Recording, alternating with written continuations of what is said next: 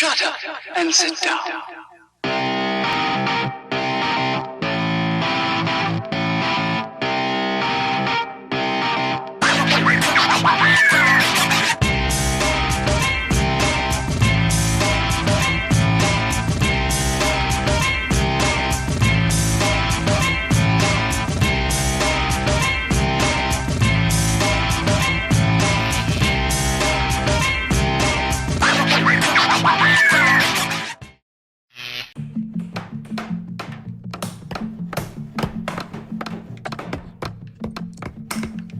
Moral panic is defined as public anxiety or alarm in response to a perceived threat to the moral standards of society.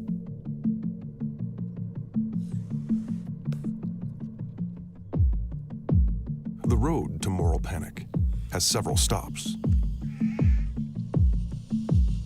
The first is concern.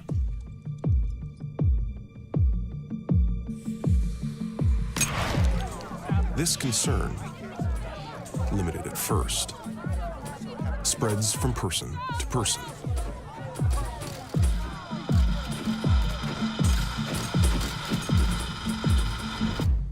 Amplified by cultural forces.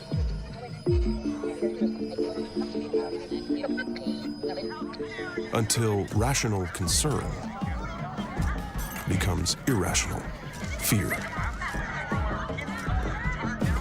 People come to believe something terrible is happening. Something they cannot see, that they can't control.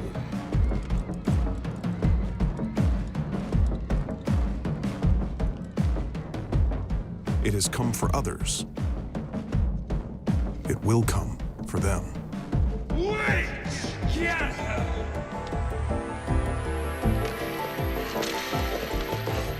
Whether or not the threat is real, the response certainly is.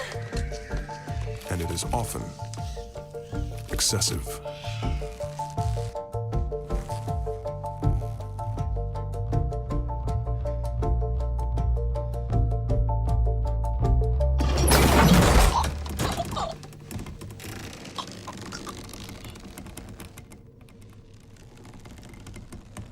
Ask yourself, what's more terrifying? Fear or the frightened?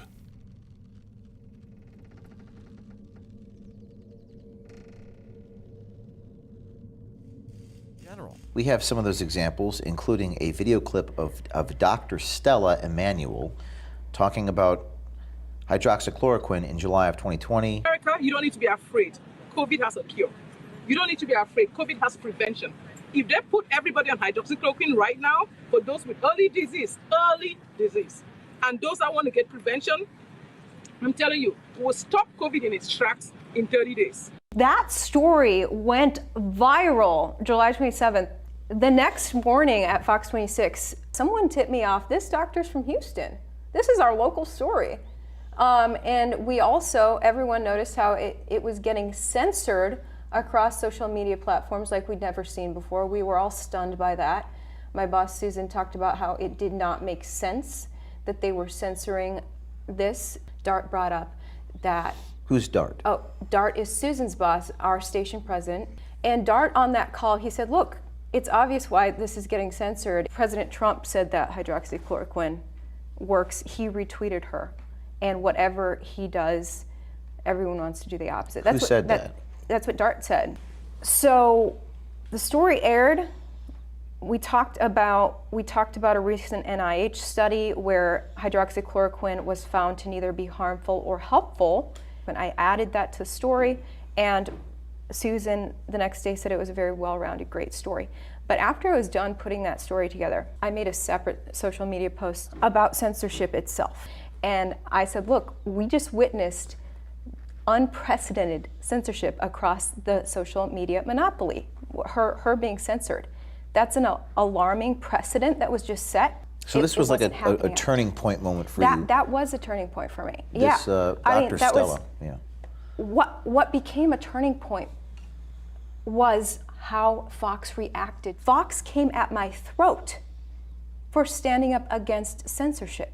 Mm-hmm. Why do you think they did that? Why do you think they came at you so hard? Here's the thing, from the inside, yes, there's a narrative. Yes, it is unspoken, but if you accidentally step outside the narrative, if you don't sense what that narrative is and go with it, there will be grave consequences for you. And this story with Dr. Varone is what proves that. That's a great question, and the answer is yes. We have used it. I mean, we know that it's a drug that has been politicized up to the wazoo. We've used it. We use it with good success. I asked that question because I was getting those tips from the viewers. And that was a story, by the way, that Susan and Lee sent me there to cover the COVID treatments at that hospital. I just wasn't supposed to ask that question. To cease and desist posting about hydroxychloroquine. In my opinion, you failed as a reporter to not know more if you were going to post about hydroxychloroquine, that you didn't look it up and look at the latest post, the latest research about it. Read the articles, read the study. There was a major study in the New England Journal of Medicine on July 23rd before that doctor, went viral. I mean, you didn't refer to any of that. That study makes him more newsworthy. I was aware of that study, which is why I posted him. What study? Because Which study? I referenced it in my story about Dr. Emanuel.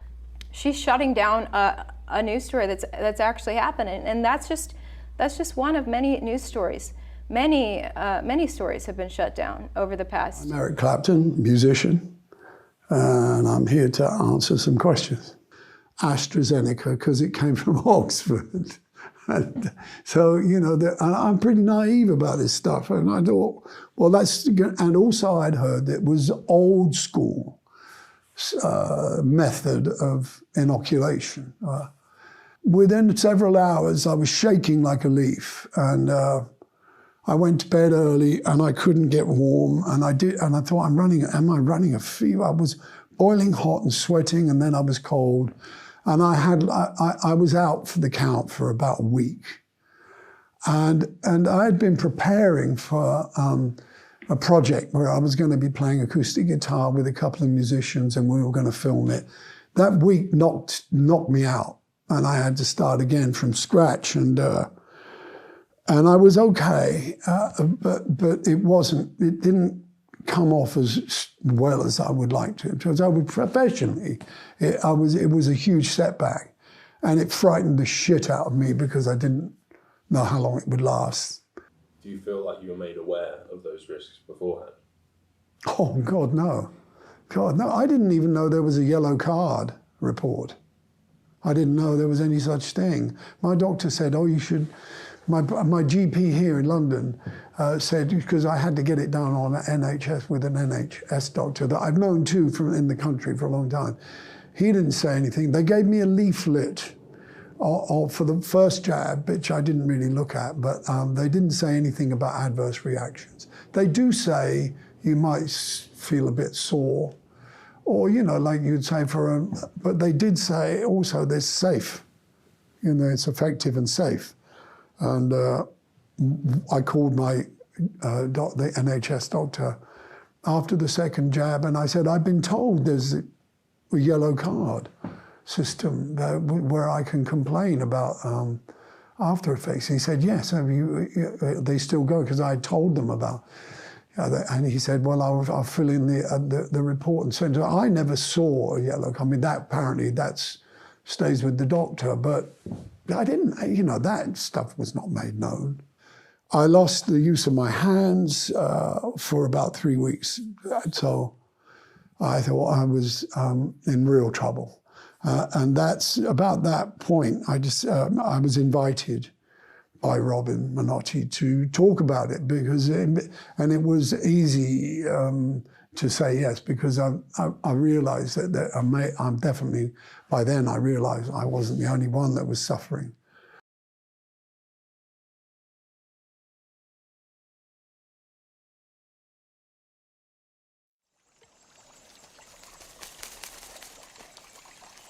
And now we must speak of Zhuangzhu, who fell asleep one day and dreamed he was a butterfly.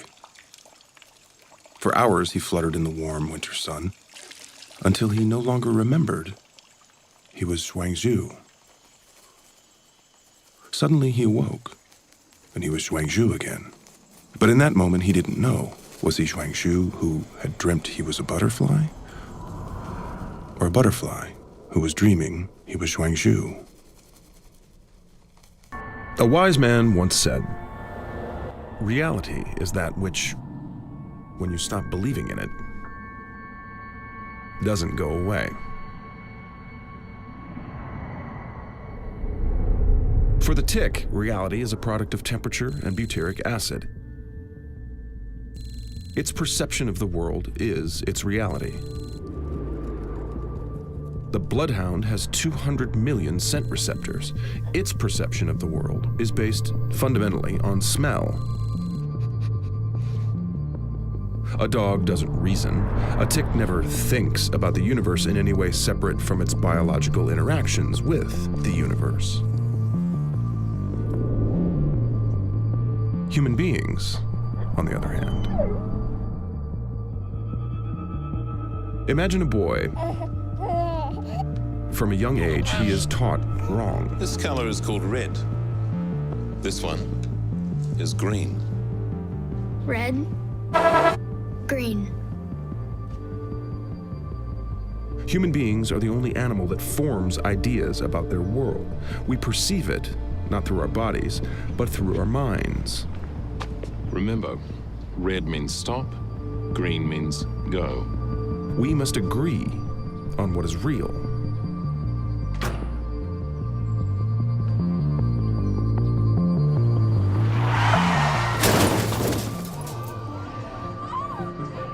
Because of this, we are the only animal on Earth that goes mad.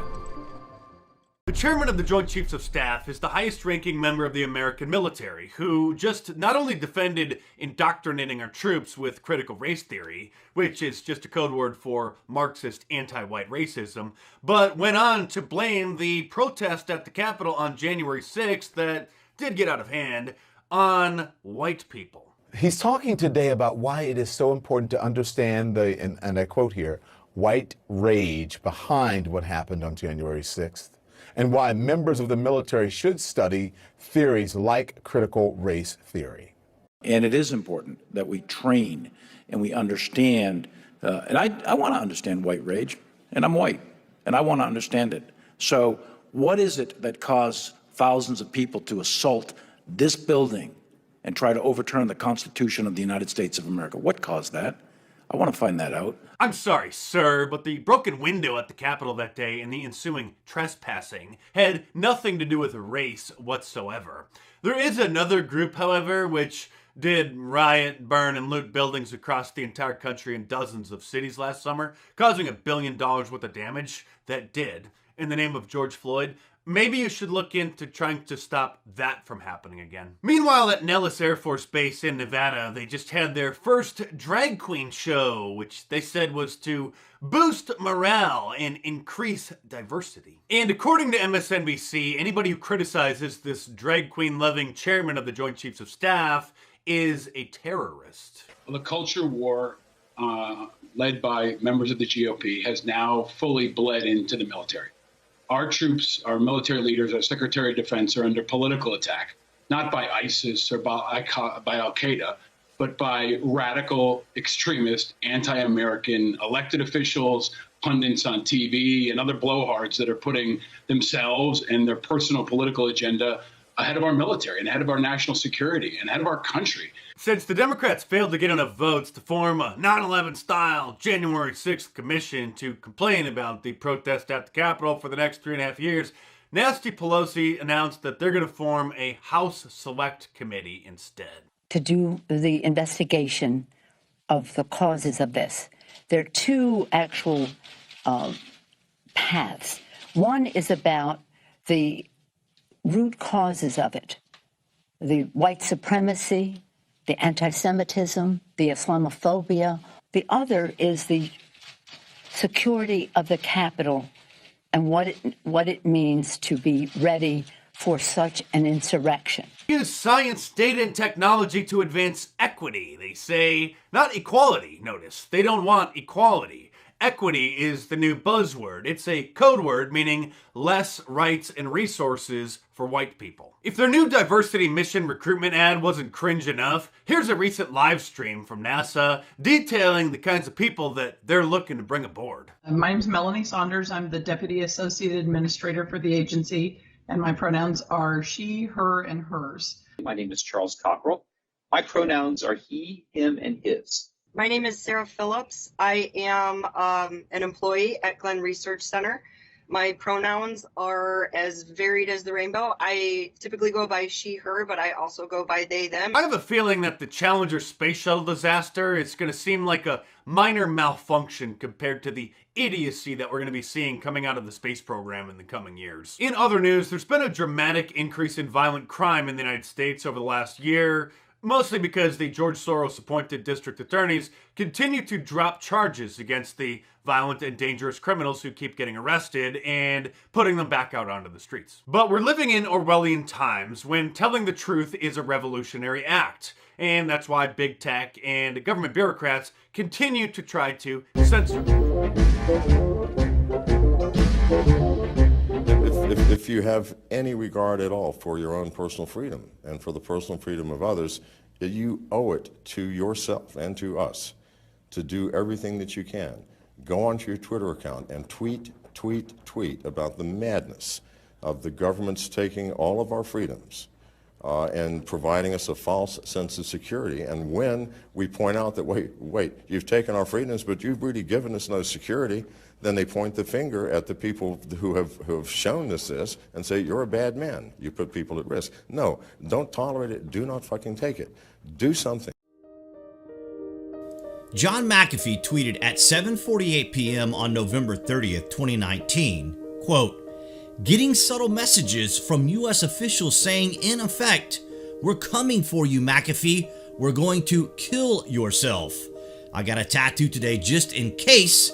If I suicide myself, I didn't. I was whacked. Check my right arm."